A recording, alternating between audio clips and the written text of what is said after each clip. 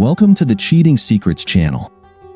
Craig stared at himself in the bathroom mirror, trying to figure out if he could keep his emotions in check. It took a minute, but he managed to achieve the calm look he needed. This was going to be hard. He leaned on the edge of the sink and stared at the porcelain below his face. He noticed a small ring of grime around the drain and the film covering the worn chrome. The shine was gone. What a metaphor. He sighed. He listened, hoping to hear heavy footsteps in the hallway, followed by the sound of the front door closing. But he heard nothing. If he stayed in the bathroom any longer, it would look like he was hiding. That couldn't happen. Craig pulled himself together, looked in the mirror again, and decided it was close enough to what he needed. Now came the hardest part. Craig opened the door, and with a slight creak from the top hinge, the muffled sound of voices coming from the bedroom, a short distance down the hallway, ceased. He entered the door, walked down the hallway, descended the stairs, and went into the kitchen. Loudly. There, he took out 2 mugs from the cupboard, a plain white one for himself and Roni's favorite, a clay mug. He turned on the coffee maker, took out some hazelnut butter and milk. One way or another, it wouldn't take long. He made a few more preparations. Just in case. One of them was a phone call. Then he preloaded the document onto his tablet, which was lying in the living room. He was sitting at the kitchen bar, sipping his coffee, when Roni appeared through the archway, wearing one of her new blouses, showing off her new neckline. She had on a pair of new blue jeans, very tight, which she used to showcase her newly toned backside. She had put on glasses, which was a rare sight these days since she usually wore her new contact lenses. She stood in the archway, looking at Craig, tucking a dyed blonde strand of hair behind her ear. The expression on her face showed submission. Craig gestured toward the coffee in her mug, which sat on the other side of the bar, indicating that he wanted her to sit with him. Shaking her head slightly, with sad eyes, she took 2 steps toward the bar and sat down. So. Roni began, staring at her mug. Craig remained silent. After a few seconds, Roni looked up at him, hoping he would say something first. Craig stayed silent, still looking at her. And now what? Roni asked, straightening up in her chair as she realized she had been slightly slouching. Now. Craig repeated aloud, his voice calm and even. Well, I think it's all over, isn't it? Roni slowly closed her eyes and sighed. I don't want it all to end like this, Roni said to her husband. Craig murmured. I can imagine you don't. But after today, after everything you've done, I'm not even angry anymore, Roni. I'm just tired. She looked at her mug, at the curves of her newly enlarged breasts. She reached out with both hands and put them around the top of the mug, feeling the soothing warmth. Craig had even added her favorite cream to the mug, she could smell it. It doesn't have to be the end. I guess I was a bit of a twerp, said Roni. Craig snorted in agreement. But we can get through this. Craig looked at Roni in silence, tapping the walls of his mug with his fingertips. Do you plan on staying a creature? Asked Craig after a long pause. Roni wasn't used to being at a disadvantage to her husband. He'd never spoken to her like that before. The question left her in mild shock. It was a rhetorical question, Craig said as Roni was about to answer. After all that, Craig nodded towards their bedroom. No. No way.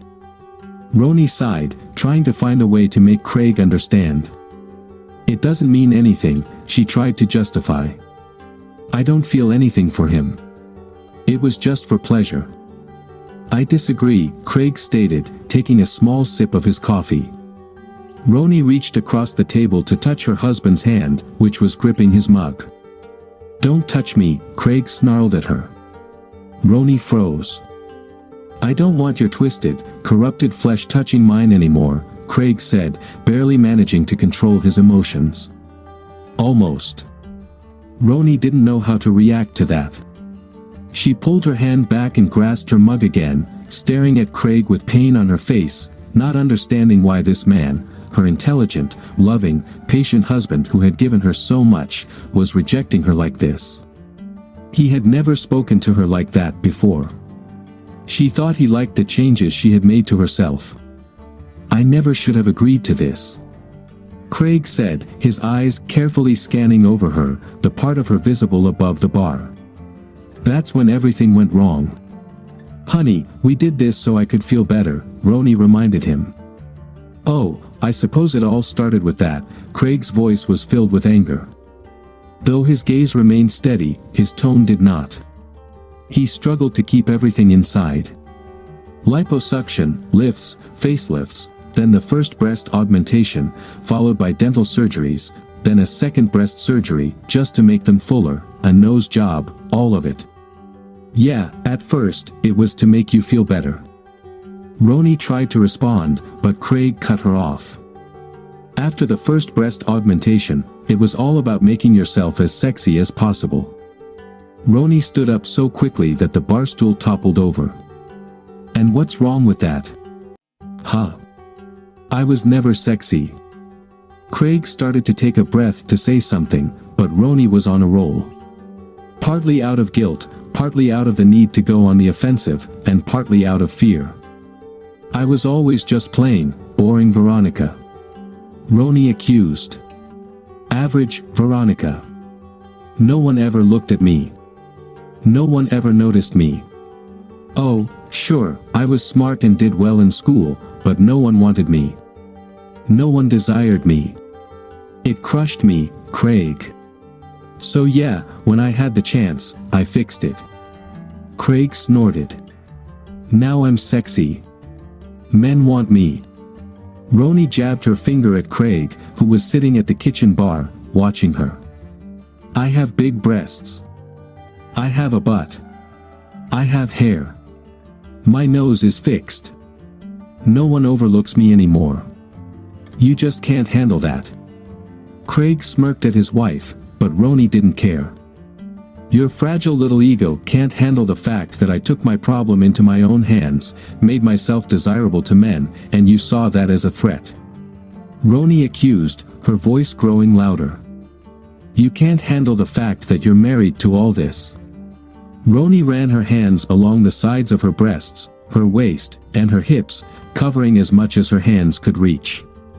Then she raised her hands and ran them through her long blonde hair, while simultaneously pushing out her chest and swaying her hips. She had practiced that movement and pose endlessly. "You're small, Craig." Roni spat at her husband, striking another pose. "And you can't handle what I've become. You'd prefer if I stayed simple Veronica, living in our tiny house, driving our old cars, just living." Roni snarled at him, feeling like she was gaining more control with every word. "Well, I got my breasts done, and I didn't stop there." Roni justified herself. "I had the fat sucked out of my waist, and I got a bonus for it. They fixed my nose, and I landed a new client. The sexier I get, the more I gain, Craig." Roni placed her hands on her hips and stared intently at her husband. He stared back, meeting her gaze without flinching. "You men are so simple," Roni jabbed. "You think with the wrong part, not your brain. And I take advantage of that. See these breasts?" Roni leaned forward again. "These breasts you used to love got me a $5,000 bonus. And they'll bring in even more." Roni grabbed a strand of hair. "These hair extensions. Remember when my hair used to be black?" Roni pointed at a lock of her hair with the other hand. "You men respond to blondes. I did this, and men started giving me sidelong glances." Roni turned around, sticking her rear in Craig's direction. "And this butt? Men trip over themselves trying to get a good look when I walk by them." Roni turned back to face her unimpressed husband. "And all of this?" Roni gestured to herself. "Thanks to it, I landed the regional manager through the bedroom. And I'll get the next promotion too, Craig. All of this is an investment, you idiot. Roni shouted. An investment in me, in us, in our future. Of course, I take advantage of how stupid men can be, but I got tired of being ignored, of being overlooked. If you can't handle it, then leave. And if you can, damn it, accept it. Leave. Craig asked, his tone calm, his voice at a normal volume, a slight smile playing on his lips. If you're too weak to handle this, then yes, get the hell out. Roni screamed. When you come back, maybe I'll let you have another try. But you'll need to change your attitude. No, Craig said, lifting his cup and taking a sip. No. Roni shouted. No. No, Craig confirmed. Roni approached the bar and leaned on it, trying to appear threatening to her husband. Then if you're staying, you'd better get with the program, you jerk, she said. I'm not putting up with this crap. Seriously, Craig, if you can't deal with it, get the hell out. No, Craig said again, his voice calm. You're a dumb piece of crap. Roni spat at him. Well, finally. This is how it works. This is what I do. Still no, Craig said, taking another sip. Roni's eyes widened, and a bit of foam appeared at the corner of her mouth. Go to hell with your no, Roni spat at Craig. You know how right I am. I'm going back upstairs, and I'm going to have sex with that guy in our bedroom until I pass out. And for that, he'll promote me again. I'll be making another $15,000 a year. I'll get more clients and more bonuses. Craig shook his head, pretending not to care anymore. Truthfully, he didn't. At the start of the conversation, he had been devastated, but now he was determined. You can't stop me, Craig. Roni fumed at his silent refusal. If you want to stay with me, you'd better learn how it's going to be from now on. No, I don't want to be with you anymore, Roni, Craig said, setting down his mug. From now on, no. It's over. I have something to say about that. Roni snapped. Not quite, Craig said confidently. Here, let me prove something to you. Craig sat down, took a deep breath, and suddenly shouted. Hey! You, in my bedroom. Vice President. You're trespassing. Get out of my house. No, he's not leaving. Roni jabbed her finger at Craig. He's definitely leaving, Craig said, placing his elbows back on the countertop. Stay where you are, Eric. Roni yelled toward the bedroom. Craig calmly took his mug in both hands again. Roni stared at Craig for a few seconds, not quite processing what had just happened. Then, after a few breaths, her thoughts began to return. Craig, it shouldn't be like this, Roni said angrily to her husband. I know. Look, I know I've wronged you. I know it hurts you. I wish you didn't have to see this, Roni vaguely gestured toward the bedroom, but this is what I need to move up. You men react to sex. You should know that. Craig nodded slightly, signaling that he understood, though his expression showed he couldn't deny the truth of her words. I feel good, honey. Really. I'm not being ignored anymore. If I can feel better about myself and succeed, then why not? Roni continued. Why shouldn't I do it? Well, probably because you were my wife, Craig said simply. I'm still your wife. Roni snapped at him.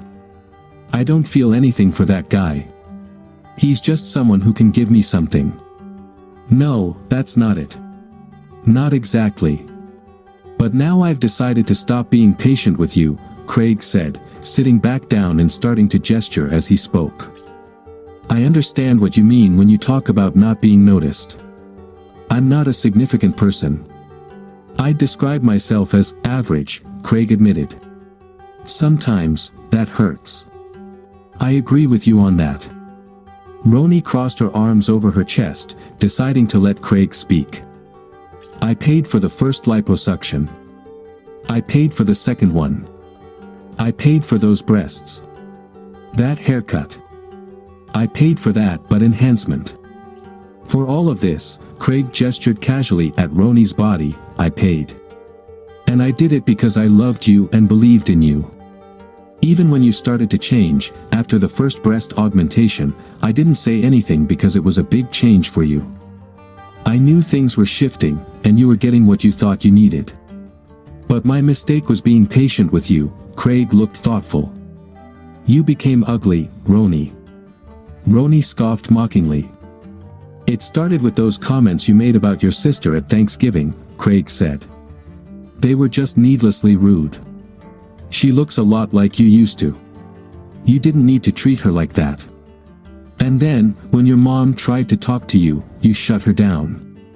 Oh, sure, you didn't pick on your sister after that, but you ignored her and never apologized. That's her problem, Roni declared. No, it's a family problem, Craig dared to argue. You hurt your sister, you hurt your parents. And then you kept doing the same thing to them. Have you noticed they barely talk to you anymore? Well, your brother, when talking to me, uses some colorful language to describe you. I stopped defending you a long time ago when he does. Pfft, Roni dismissed him. That was around the time you started teasing me in bed about your enhancements, Craig continued thoughtfully. Yeah, for a while, it was playful, but after that, it stopped being teasing, didn't it? Craig gave Roni a questioning look. After a while, you started trying to convince me that you were somehow superior to me. You liked it. It took me some time to realize that you enjoyed humiliating me. Only in the bedroom, but still, it was there. So what? Roni asked with a smirk. And then you turned on your old friends, Craig recalled. Jules. You were awful to her. She was your maid of honor, remember? Roni just shrugged. Screw her if she can't see the obvious. Well, she did see it, Craig confirmed. That's why you're no longer friends. Roni closed her eyes, took a deep breath in frustration, raised her eyebrows once, lowered them, and waited for Craig to continue. You were getting worse and worse, Craig said. Moving further and further away from the Veronica I fell in love with. Yeah, she wasn't a model or a supermodel, but she was loving, fun, smart, a bit charmingly insecure, caring, compassionate, terrible at cooking, and an amazing friend, my best friend. Roni looked at Craig with a worried expression on her face. And you? Craig gestured toward Roni with an open hand. You're just a mean, plastic doll. One I don't like, and one I'm no longer going to put up with. Then get the hell out. Roni spat, pointing at the front door. No, Craig said simply. A knock was heard from the other side of the house. Sorry, Craig said, standing up and leaving the room. And now what? Roni asked irritably, rolling her eyes at the knock on the door. The doorbell rang, and Roni heard Craig shout, "Coming." Roni leaned back to see who was at the door as Craig opened it. Upon opening the door, Craig greeted two uniformed police officers, a man and a woman. Come in, come in." As the two cautious officers stepped inside, quickly noticing Roni through the doorway to the kitchen, the woman officer asked, "Sir?" "Yes, thank you for coming," Craig said, pulling his wallet from his pocket. He took out his driver's license and handed it to the male officer. "Here's my ID. I'm the sole owner of this house. Upstairs in the bedroom is an intruder on my property. Additionally, I believe I need assistance in escorting this woman off the premises." Craig nodded in Roni's direction. "Craig?" Roni shouted, walking toward him. "Upstairs?" the female officer asked. "Is he armed?" "What happened?" "Craig. Stop it." Roni yelled. "Officers, it's not true." "Hold on," Craig said, moving past the officers and Roni. He walked into the room and picked up his tablet from the coffee table. Turning it on, he mumbled, "Hold on." as he pulled up a document. He returned to the room and handed the tablet to the male officer.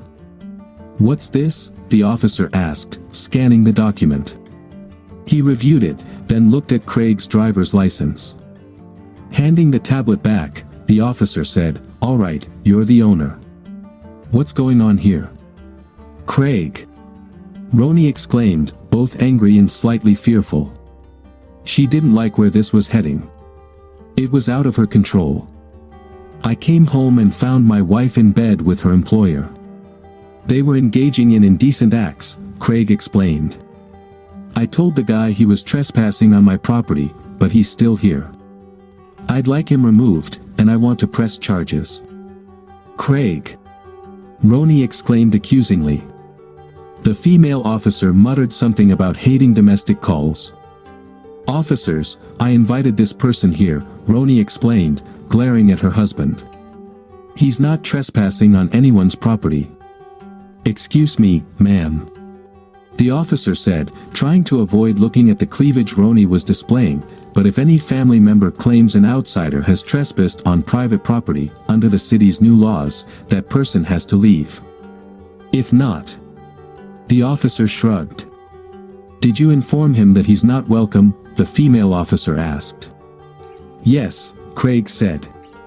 "I shouted it from the stairs. I didn't tell him face to face. As far as I know, the door was locked, and I didn't want to risk a direct confrontation. But I have a recording." Craig tapped his chest pocket, indicating his phone. "Craig!" Roni hissed.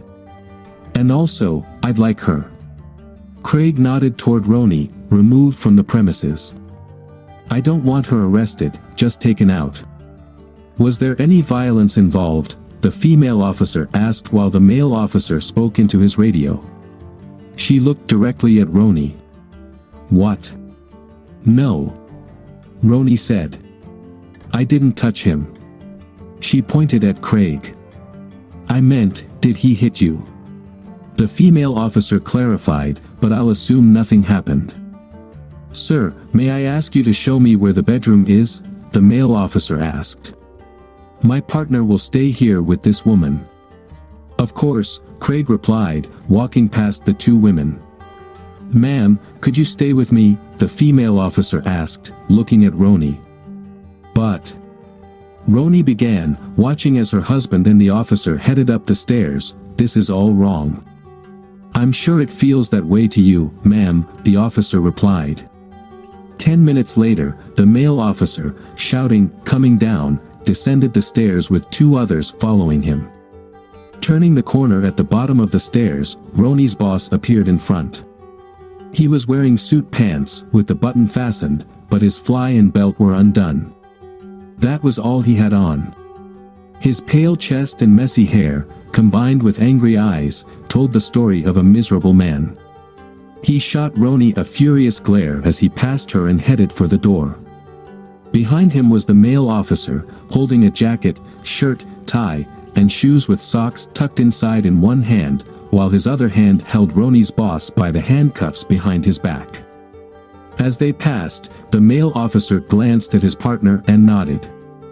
"I'll let her gather her things," the female officer said to her partner. Craig stood off to the side, watching everything unfold.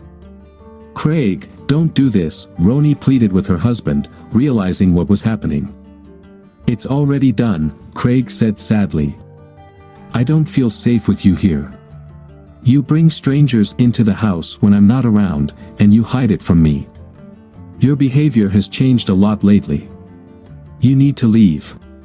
Take your clothes and whatever you need, and we'll deal with the lawyers later." Craig said this mostly for the officer, in case he needed a witness in court along with his camera. He figured that might be necessary. "Craig." "No," Roni pleaded, reaching out her hands. "We can fix this." "We've been trying to fix it for a long time," Craig said, his eyes closing as memories flooded over him. "It didn't work. It's over." "Sir, can we take some of her things?" the female officer asked. Roni stood in stunned silence, as the reality of the situation loomed over her like a plague. Of course, Craig said. Her car is in the garage. The new BMW, not the old Subaru. She can use that. Nodding, the officer turned to Roni and said, "Come on, sweetie, let's get your things." As Roni and the officer went upstairs, Craig took out his phone and stopped the recording. He wasn't sure how good the video quality would be, but he was confident the audio would be excellent. Standing still, he ensured the recording was uploaded to the right location, then sent copies to his lawyer, Roni's family members, and his own family. It didn't take long. He asked his lawyer to inform Roni's employers, but the lawyer advised him to wait. It would be better if she remained employed in case the worst happened, and divorce suddenly became the next step. Like now. Craig, no. We can still fix this, Roni said, coming down the stairs and seeing her soon-to-be ex-husband. I've already tried, Craig said, putting his phone back in his pocket and silencing it. I talked to you about how you were behaving. I tried for months. At first, you listened, then you stopped. And a couple of weeks ago, after I saw you with your boss at the company party, I stopped trying too. These last couple of weeks, I've spent gathering my thoughts about it all.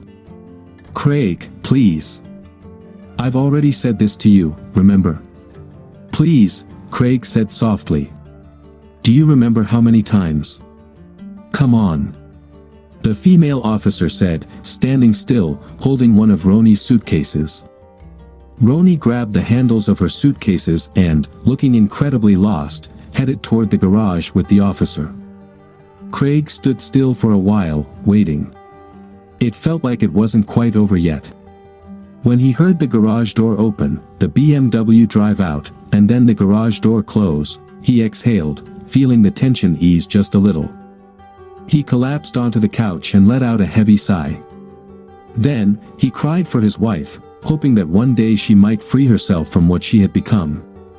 The coffee on the kitchen bar had long gone cold.